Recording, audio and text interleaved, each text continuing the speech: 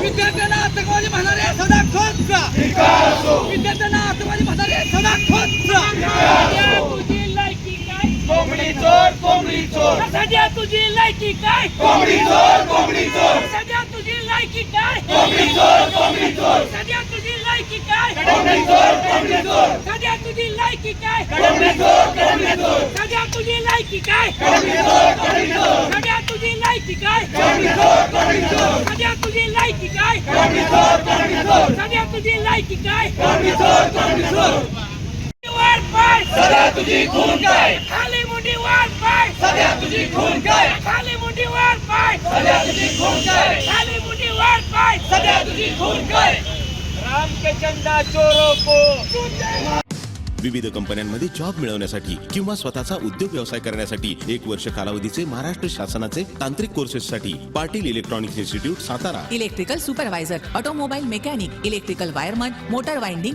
2 wheeler 4 wheeler mechanic, computer operator, computer hardware आणि diploma courses. पात्रता 10वी 12वी एसटी पासची सोय. Patil electronics institute, Radhika road, Satara. 98 220 97071. 1986 पासून तंत्र शिक्षणामधील अग्रेसर संस्था पाटील इलेक्ट्रॉनिक्स इन्स्टिट्यूट. आपल्या तालुक्यातील जिल्ह्यातील बातम्या सर्वप्रथम पाहण्यासाठी आजच सातारा न्यूजला YouTube चॅनलवर सबस्क्राईब करा, लाईक करा, शेअर करा आणि बेल आयकॉन प्रेस करायला विसरू नका.